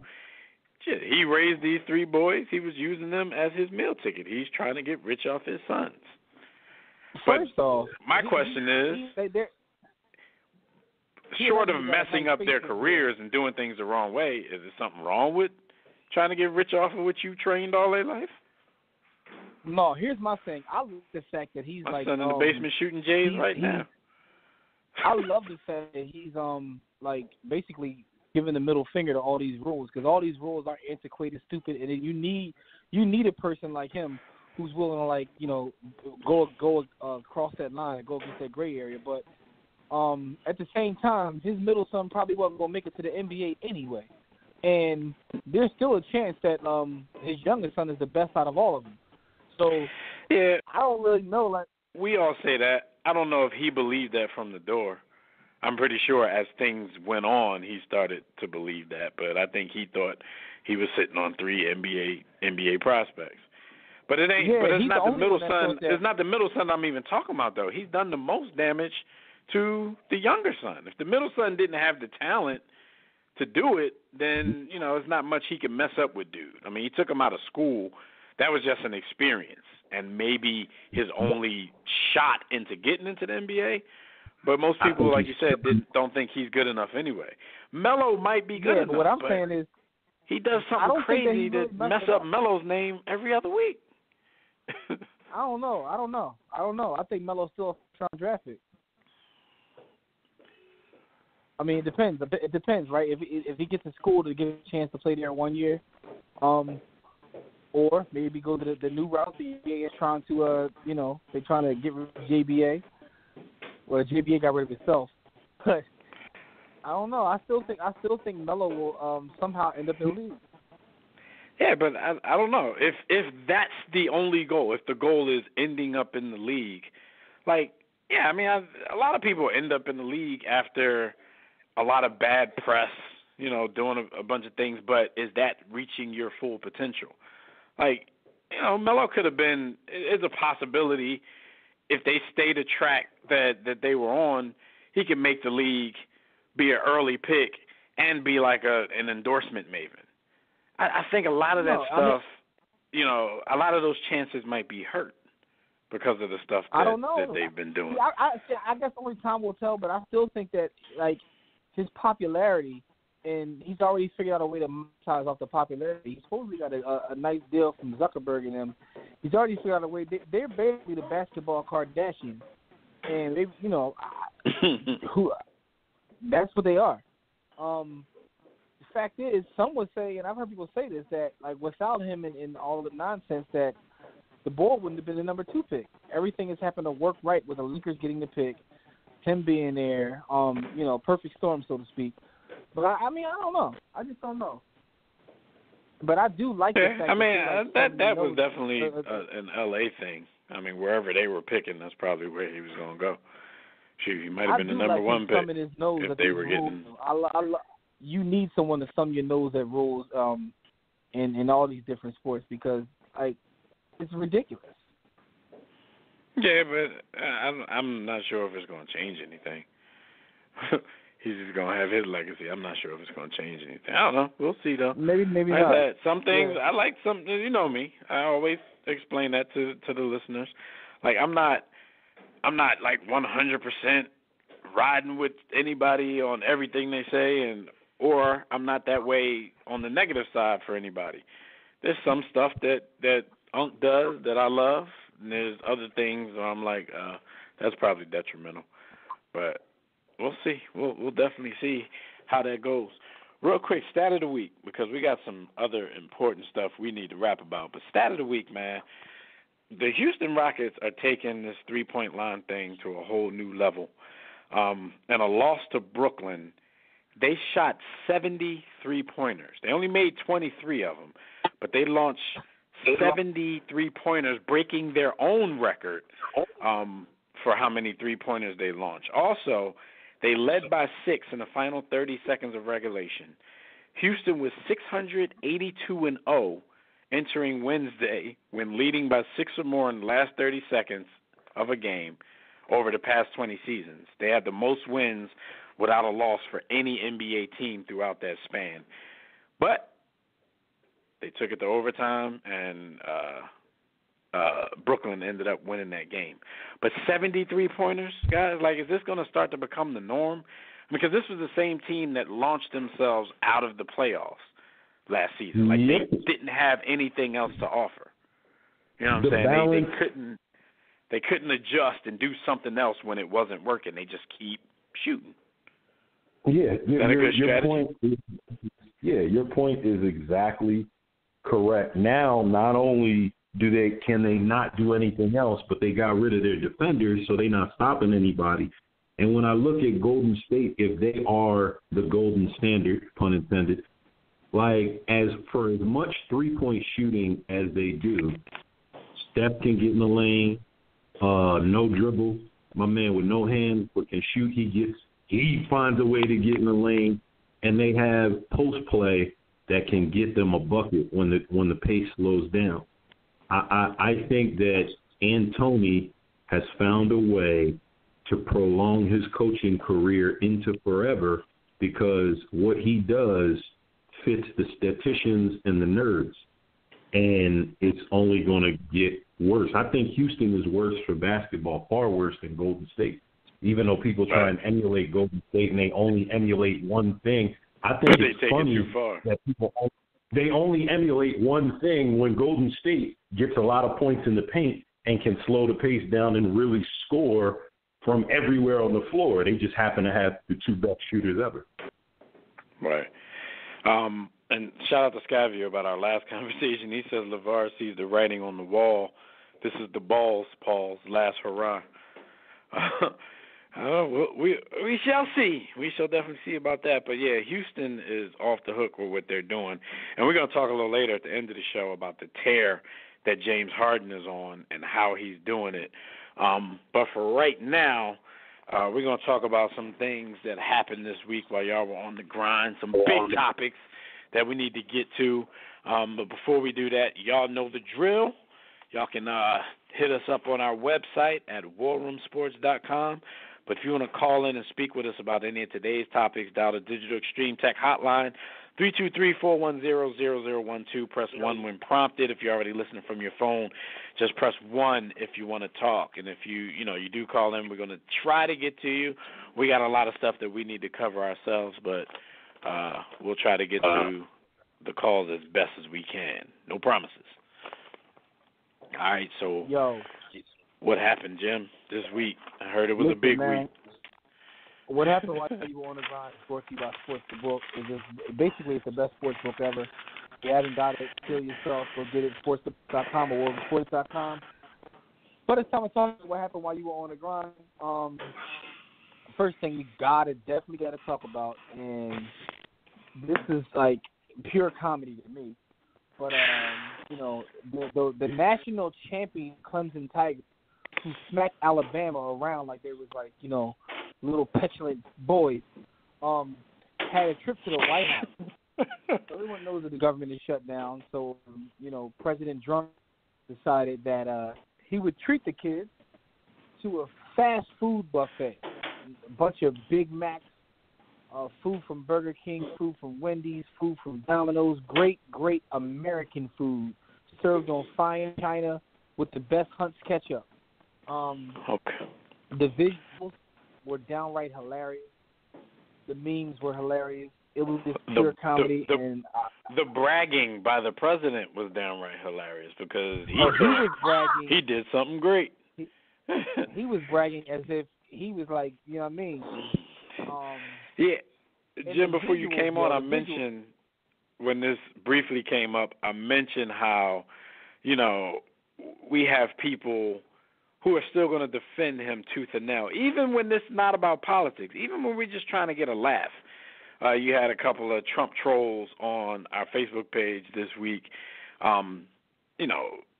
taking shots at the Democrats and all of this. Like, none of that has a damn thing to do with your president grabbing a bunch of 2-for-5s, 4-for-4s, and $5.99 mediums to host the Clemson, national championship football team.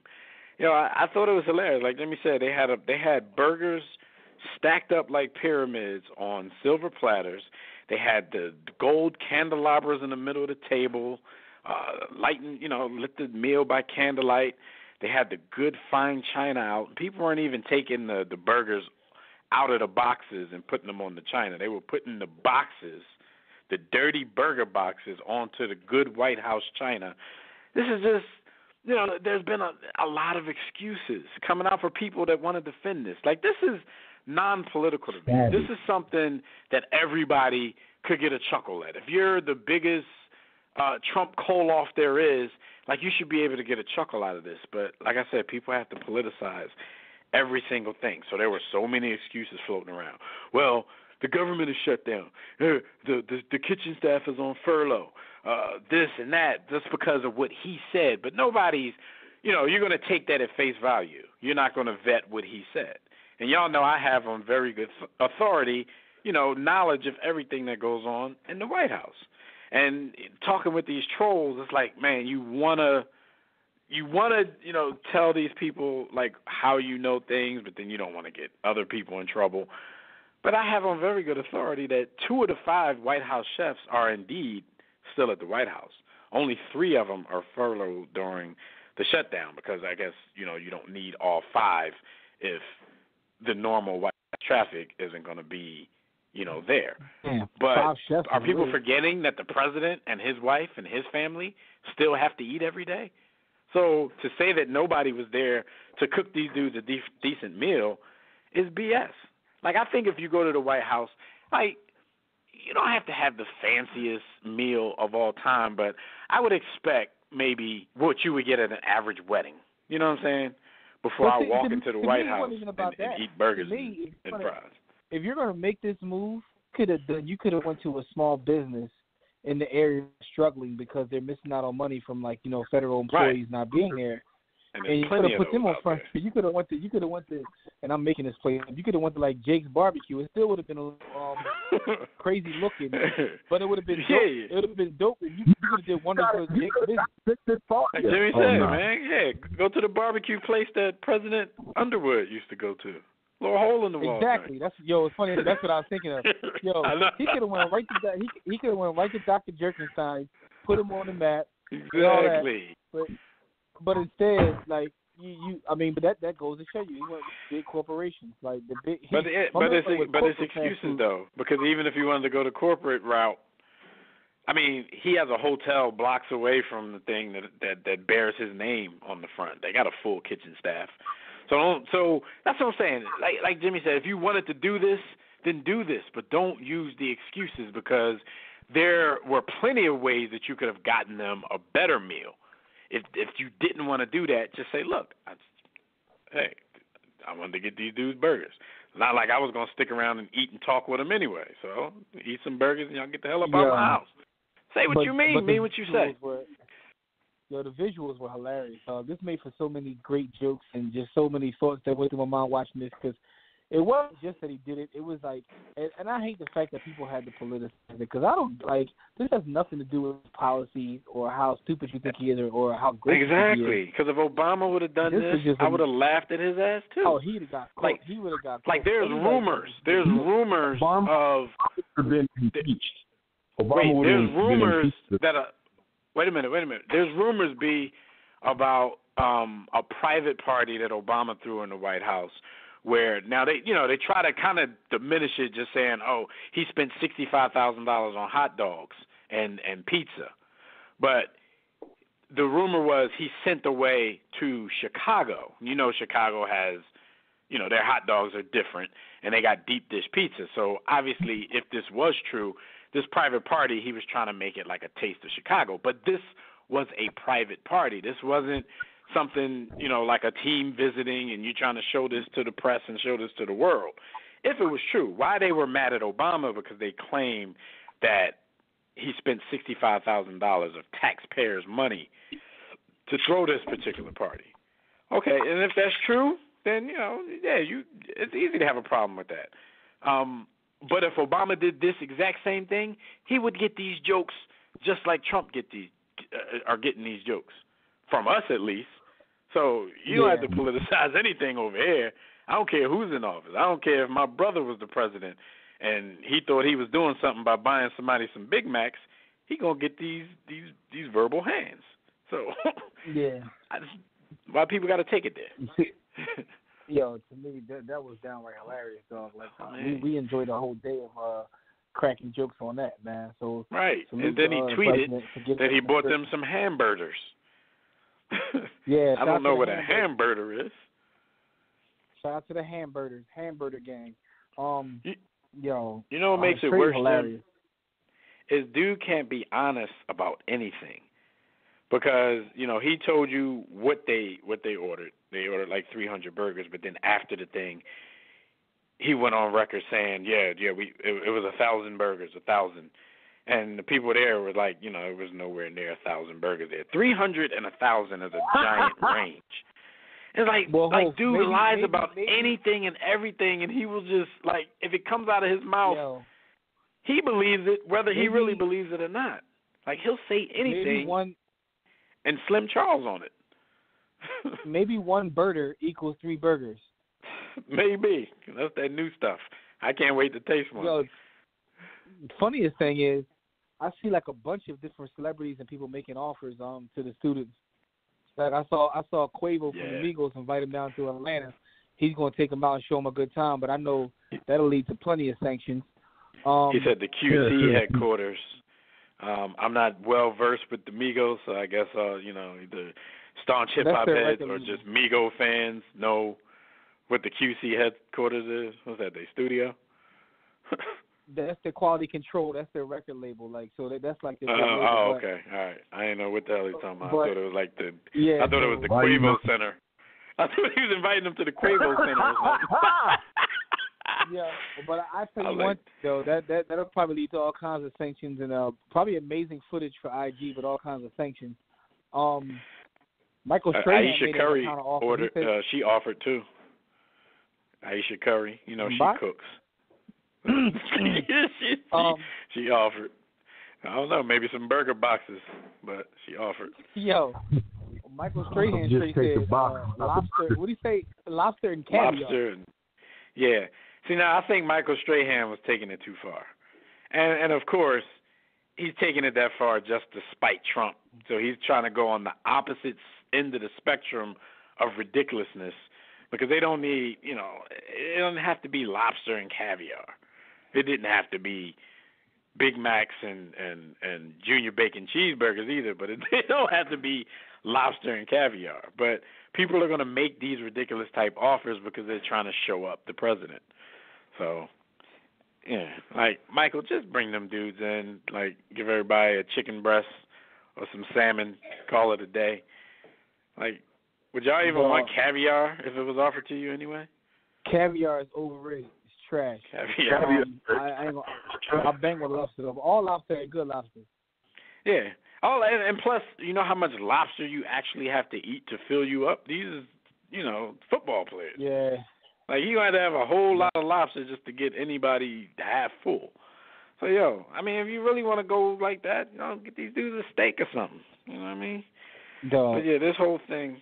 Trump could have had, he could have went to a local pizzeria and had a bunch of pizzas. It still would have been drawn, but it wouldn't have been as drawn. Like, the whole idea of, Burger King, McDonald's, and Wendy's is just out of control. Because all of those places, and he called them all American, because all of those places got specials. So he's really telling y'all, I don't, I'm doing this out of my pocket. I claim to be a billionaire, but I don't care about these dudes. Dog, come on, man. I can't win a national chip. You could have went to TGI Fridays out of your pocket. Come on. You could have got it catered by anywhere, man. Like, anybody would have catered it. You could have got it, Buffalo Whack Wings. Come on, man. Do something. This boy went to Mickey got a Wawa cater job. Let Wawa come through with the cater. And when he first introduced it, before it happened, he tried to say it's what they asked for. And, his defenders are running with that. And then you find out that's not true. This is what he eats. This is what he eats on an everyday basis. So it's not what they asked for. You just got them the cheap stuff that you eat on a daily basis. People that defend him or defend any politician for that matter, because even the other side, the left side, they got a bunch of people. Because Obama had the same kind of sicko stance where no matter what they do, I'm going to defend them at all costs. And y'all need to grow up, man. Understand that, there's nuance to life and shout out to us. But you gotta understand, man, that everything ain't one way, man. You want to be one way, but it's the other way, in the words of Marlon. Yeah. Everybody ain't right all the time, dog. The 8 years before Trump, what were the worst days ever in that 8 years? Anytime Obama was on TV. You had to get off of social media. You couldn't take social media. You had to get off of social media. My president is so cool. Nobody talking about what the hell he's saying out of his mouth. My president is so cool. My president got swagger. I'm sending y'all back to slavery. He cool. He just sent us back to slavery, though. He said that with so much swagger. I ain't going out I'm not going to out some of my family, as I'm sure you guys have them too. But I used to ask them well, what's his platform? What is politics? Do you have any idea what voting record is, or what? My president. I'm like, yo, white people won. Yeah. What bothers me about it?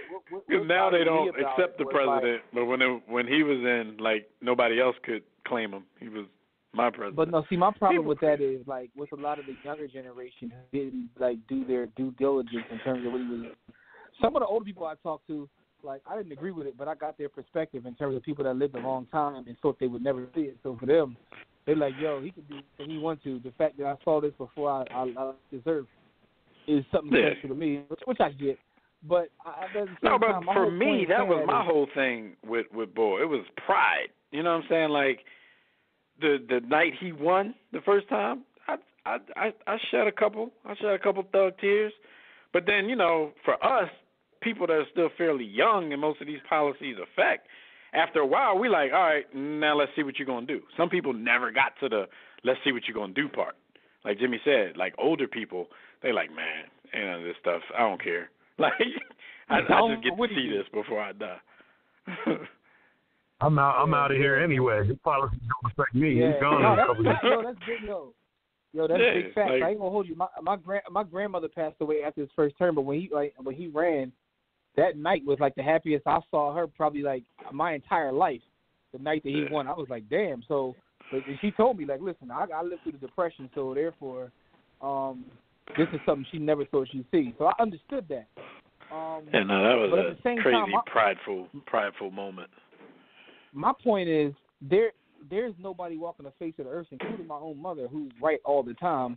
So I don't understand how these people just like consistently fight for people they don't know, and it doesn't matter what they do or what they say. They're just trying to find an argument. You're absolutely right, and you're coming with a logic that is how one should govern themselves based on character, right? But there are character flaws with people that support this guy because he is ultimately flawed at the character level. And so we're not dealing with moral rationale or positivity or, like this dude is, I can't say it any other way. He has a level of evilness to him, and it attracts certain folks. And so it represents their core culture and beliefs. He's a symbol. But that's all they have in common though, because most of the people that stump for the dude, the stuff that he's doing is against their best interests. Besides being evil and him giving them the heart to be who they really are, like there's nothing else that benefits them about his presidency. All right, but we got like 20 minutes left. We drawn. All right, so let's move on, man. Because let's talk about real quick. Nike debuted an iPhone controlled shoe. So Nike and iPhone, collabing, so they're trying to control the shoes, which Dev pointed out, which I wouldn't even think about. I saw the story a while ago, but it didn't even matter to me because that's Phil's thing. But Dev pointed out something and I didn't even think about it. I was like, damn. He was like, yo, why these Jones still cheaper than Triple B's and they controlled by iPhone? They $350. Triple B. I was like, damn, I didn't even think about that part of the story. Yeah, but it's crazy. Here's one I want to see. I don't know, Beyonce. I don't know if who won. Light-skinned Mamba won last night against the Raptors. Jim, I think they said. Yeah. So they're still banking on the ball. They're hoping he can get his average up over 16. Beyonce, I don't know if you saw this new ad. I know Dev saw the ad. The Gillette ad, where basically it's saying that locker room talk is over, and boys can't be boys no more. It's about that respect. Yo, Gillette, I have not out there, man. You gotta go Google this, B. Watch the videos they put to this. Yeah, I've heard, and their mission is to undercut toxic masculinity. So they show stuff like in the video of a dude trying to tell a woman what's good for her. That's big in the Me Too movement. What do they call it? Mansplaining. You're mansplaining stuff to me. They show a woman walking by and these two dudes standing in front of the corner store, and one of them about to go holler, and the dude tells him, "Nah, man, that's not right." I'm like, there's a lot of people upset. I don't shave. I don't know about y'all. Black people, we pretty much use clippers most of the time. But there's a lot of people out there whose, their plan, like everything else, is to boycott Gillette. One dude said he's looking for all his Procter & Gamble products, and he's going to throw them all in the trash because a lot of men feel like they're grouping us all as one for the actions of a few quote unquote toxic dudes. So it's a lot of frustration over this ad. The women love it. Yeah, I know, right? The women love it, and the men hate this ad. I can see that, and the problem becomes, and this is always the issue, right? If you're calling for mistreatment to stop, it has to be for a higher ideal. It can't be so that you can do the same thing that was done to you as a victim of it, right? So now it sort of waters down the validity and the point, because you're grouping and you're accusing and you're stereotyping, and how that hinders your point and what you're looking to honestly accomplish.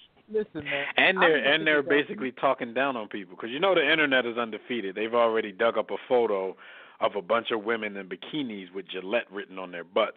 So people ain't, they're not just going to take this and let Gillette just talk down on them like that. So they already coming at their necks. I personally don't even think it's that deep, and because the fact of the matter is, like, I guess I'm taking the old gangster rap approach when they say just Terry Crews for saying the B word. They're like, you said the B word. Well, if you ain't no B, you ain't got nothing to worry about. And I'm like, if this is not a reflection of who you are, then they ain't talking to you. You know what I mean? Like, we understand toxic masculinity exists. We understand what the problems are, but if they're not talking to you, you know what I mean? Like, because the only thing, though, Jimmy, things we're in such a sensitive time, though. I mean, and there, we're all married dudes, so we're not out there like we used to be. But things are so sensitive now. They kind of are talking to everybody, though, because stuff that we grew up thinking was harmless. You know what I'm saying? That's a big offense now. Like, even in the video, like when the dude was just about to run off and holler at the chick that just walked by. Like, come on, South Street, every weekend. Listen, what's wrong with that? Like, what's wrong with, like, how do you meet people if you don't go holler at them? Yeah, and combine that with the type of society we live in, where kids are dependent on devices as opposed to developing their interpersonal skills. If that's wrong, you're pushing them to be button pushers to develop their social skills, or lack thereof. Listen, man. First off, I want to, before you saying that, I just want to send a shout to Joey Johnson. Dev caught that one because you just described her. But no, my thing would be, Austin, is like, and I don't want to get this deep conversation because we got to move on, but it's like, I recognize, because you learn through experience in life, that some of the, like, we basically grew up in rape culture. That's the like that's when before I said toxic times, you said no, we grew up in rape culture. Yeah, it wasn't toxic time. It was straight up rape culture. But even some of the things that I learn now, and even some of the people that I know, like, there's people who are friends of mine I went to school with, and you see them, like, describe their experiences because they feel like now's the time they can express themselves, like, based upon commercials like this. And you're like, damn. First off, I was telling my wife this the other day. I was like, I never knew that I knew so many women who were victims of sexual assault. I just didn't know, because I guess I was ignorant to it because I was in my own world. But, these are conversations that have to be had, and the fact that we're having this conversation means that, Devin, this is a marketing. The ad is sticky, so it works. Because whether people are talking about we talking about it. And so the ad actually worked. But I kind of feel like they were reaching for one of those, like, this is good, this is something that's going to be remembered forever. They were, like, reaching for that. Yeah, they were Terry Crewsing out there. I mean, just think about it, though. Like, we grew up, even our music, like hip-hop CDs had comedy skits about running Triz Nathaniel. Like, and it was a comedy skit. Like, it was for us to laugh. like that's these days, that's considered rape culture. Like, it was comedy skits about running Trinity. So after I hit it was comedy. And today that's still, like, I can't listen to that in front of nobody because they see how hard I laugh at that. I might be next. But it's crazy out here, man. Yeah, we definitely running. There's a lot of dudes mad at Gillette. Dev was actually the first victim of Me Too when he had that battle on Twitter before Me Too. Before they had a hashtag. But even then, when I went back and read that, when I went back and read the messages today, I was like, they're not even trying to have a conversation with him. Like, they're not. They were like, look what he said. And the thing about it is, because I feel like over the last decade or whatever, I've grown tremendously in terms of understanding women's fight, understanding people who live alternative lifestyles, understanding the fight, just by having conversation. But you have to have a conversation. Anyway, it's time to move on, though, man. Because we got to talk about your man Harden. Former NFL player, he caught a dude who was looking into his daughter's bedroom, and he exchanged hands with him, and he got the best of both. There's nothing to be said there. You got what you deserve. I mean, to look into my daughter's room, you need a ladder, but if I ever catch you on one, it'll be the last ladder you ever climb. Just saying. So, the last thing that happened when we were on the ground is the whole Super Bowl halftime thing. Kaepernick's lady, she called out Travis Scott because Travis Scott tried to lie and say, I don't know if he did or one of the reps did, say that he spoke with Kaepernick and Cap said it was cool. She said no comment, snapping, FH. Cap's very aggressive girlfriend came out like, nah, ain't no mutual respect. We not okay with it. You go against Cap. Like, this has become kind of crazy to me, man. Because we're in a weird space where we're talking about the people performing at the Super Bowl have to check with Kaepernick before they take the gig. Like, they're getting in a ridiculous place, man. I'm on a thread today, not on it, but I'm reading it in this sports group, and this black dude is calling people all kinds of coons and monkeys and all of that because they're doing the halftime show, right? So, matter of fact, I did get in. I just had to ask him. I wasn't trying to be argumentative. I just wanted to know if he was going to be one of these hypocrites because I've been talking to him all week.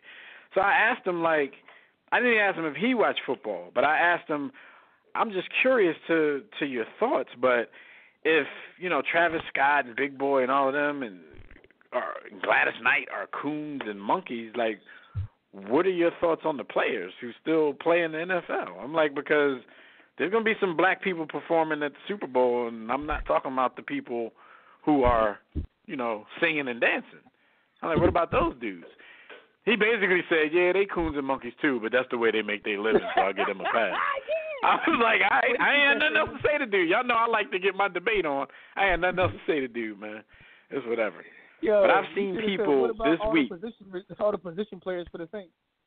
Right. And y'all know, I've had conversations this week with people that I know and love who were all loud about F Travis Scott, F Big Boy, and then, I had to point out to them, like, but you still watch football, though. So how are you holding performers accountable, but you watch football every week? Like, where they do that? I think people don't know what they're mad at, Jim. I just saw a video TMZ had posted. TMZ had posted a video. They was talking to Nelly, and they asked him about, like, the performances and all that. He was like, look, people going to do whatever they want to do. He said, but one thing I will say is you can't complain about who's performing if you're watching the game. That was his response. And I was like, and that's exactly what I was trying to say. Like, yo, you're watching the game. Like, their biggest revenue comes from the TV contract. If the ratings never go down on a consistent basis, then when this contract is up, they're going to get just as big of a contract on the next go-around. So if you're really about that life, like, what are we doing out here? Yo, Gladys Knight going to be there singing the national anthem. And they killing her, too. I've seen it. The key to understanding how activism works in this system is to hit people in the pocket. The problem is we're not really willing to do things that make us uncomfortable. So we just rather talk about it and keep punch on social media. But at the end of the day, the biggest culprit, as we are discussing now, are the watchers. Because you're not hurting anybody. So here's the thing, B. Austin. I think it's even deeper than that. I don't even think people even really care to kind of cancel someone. It's about the likes. It's about the attention. Like, I was telling them earlier, like, listen, A lot of people do things I don't like, and I'll just I won't support them. But I don't have to announce that I don't support them. Like I don't have to make a big deal out of the fact that I don't support somebody. Like I just won't support them. I don't have to campaign on it to get. And that's what I was saying to people earlier. Like you talk about even the R. Kelly thing. Like unless you're like a close friend like y'all, like nobody knew that I really haven't banged with R. Kelly for like the last 15 years until last week, because now we're talking about it because of the whole documentary. So people are out there talking about, we shouldn't listen to his music. And it prompts me to say, look, man, I ain't listened to his music for the last 15 years. But I ain't go around, announcing that before. I go out to it because everyone listened to it when I was knocking that out the fact that thing was fire. But it was like, I don't mess with ball. It was like, I don't mess with ball. I said, but this fire. But anyway, that's all I used to hear. Anytime I talk about it with Jimmy was like, but he made Chocolate Factory, though. I swear to God, I don't know what's on Chocolate Factory. I'm pretty sure I know some of the songs because I'm sure they were deep on the radio. Yeah, and there was a time when I wasn't turning from the radio songs, but yeah. So I mean, I'm gonna go look up that track list. I'm probably gonna be like, damn, that was on there. Funny because Gladys gets slandered. It's crazy because some people didn't think that they would let their hands go on Gladys because she's like everybody's aunt. But no, she caught the verbal hands too. So I saw somebody say, "Oh, now we got to boycott Gladys." I'm like your young ass was buying Gladys Knight CD. Like, shut up. Gladys, you was going to Gladys concerts. You ain't boycotting nobody. The last time you heard Gladys Knight, shut up. Gladys ain't dropped no bars in like 2 decades. Leave Auntie Gladys alone. Man. We got to jump into the NBA soon, but I just want to say that Turkey is not playing with Enes Kanter, yo. They got a warrant out for the Bulls. They trying to take him out, man. So they trying to say he's part of a terrorist group. Like they that mad that he be slandering them. They like, tell me this is something that don't sound like Trump would do to somebody. Just because they're doing something to him personally, they're slandering him personally, he'll make them the enemy of the state or something like that. Turkey. My man slandered their government. They say he's a terrorist. Turkey, Trump for your hamburgers, the dude who was peeping at my man's daughter. Y'all got anybody else? I'm about to give this one big JoJo award to everybody. I got a good JoJo award. Listen, man, I love you, good brother. But Court Bennett, if you don't saying that about light skinned Mamba versus Giannis, man. Yo, look up the numbers, beloved. You gotta get a JoJo yourself. I know you get the JoJo award, but you earned your JoJo award. And Court's the one who's like, yo, y'all gotta bring the JoJo back. We did for you.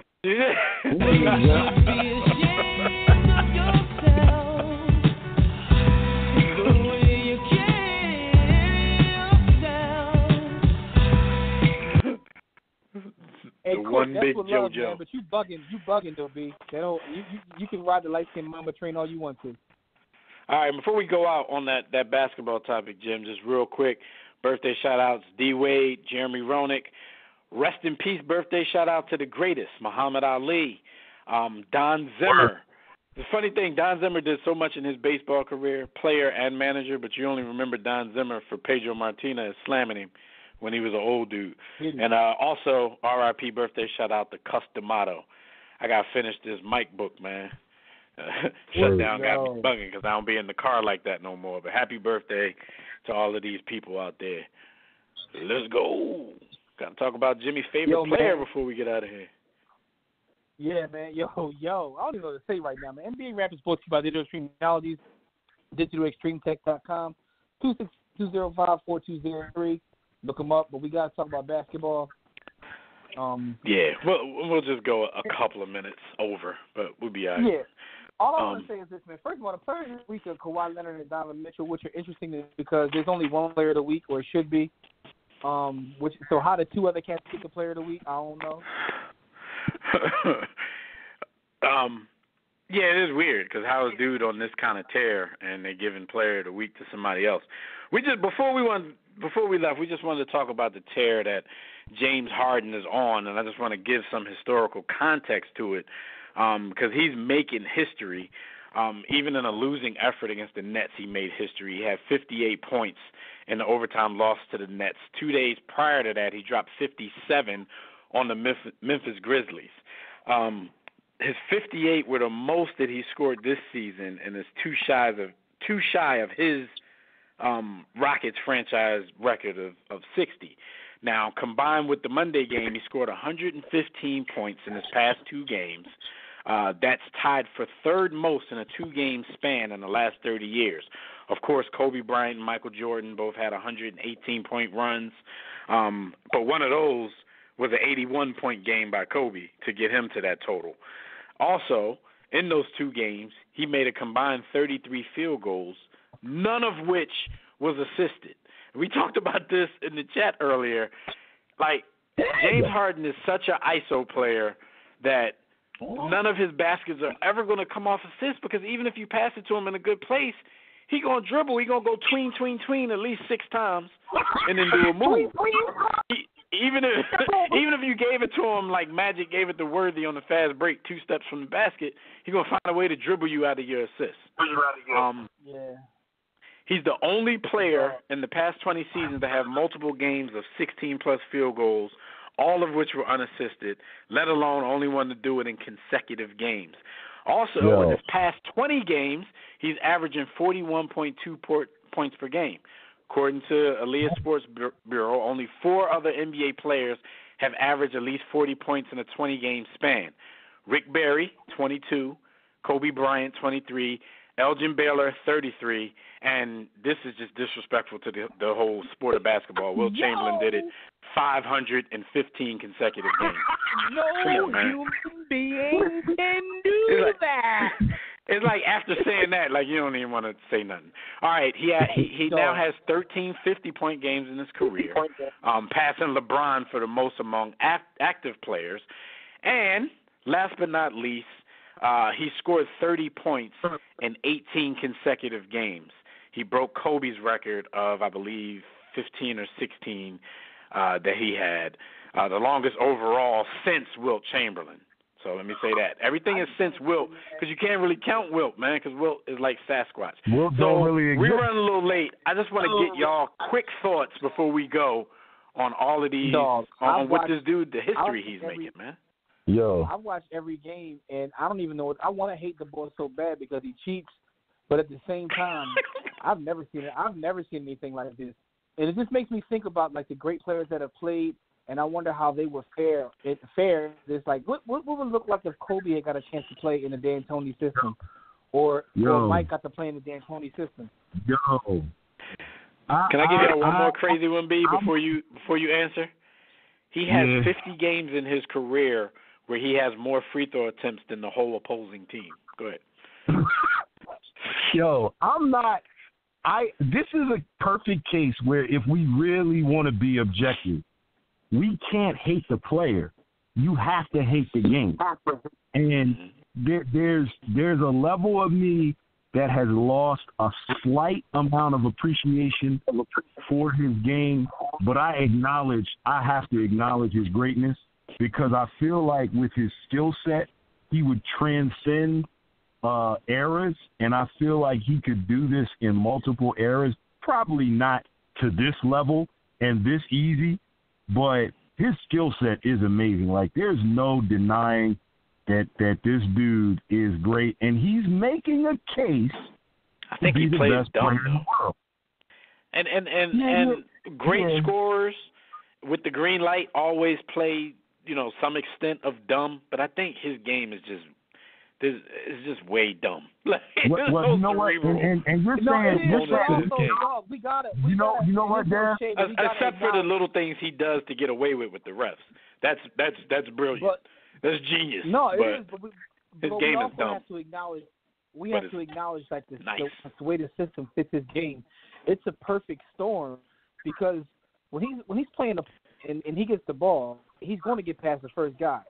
And either you're going to commit and get lobbed to death, and he does do that too. Because the thing about all this scoring, my man is putting up like 48, like 9 and 9 over this span. He's like 9 he can pass. Like he gets his assists. He gets his assists. He just doesn't let you get your assists because he's gonna dribble you right out of it. But he gets his. I know Chris Paul. Nice, man. James Harden. Like people scoffed at it when they said it. You know what I'm saying? But you do have to look at him. He does have to be in the argument of this at this point. Like people scoff when Chris Paul said it, but he has to be in the argument of greatest offensive player of all time. He has to be in the argument. It's just a lot of things that he gets away with. It kind of rubs some people the wrong way.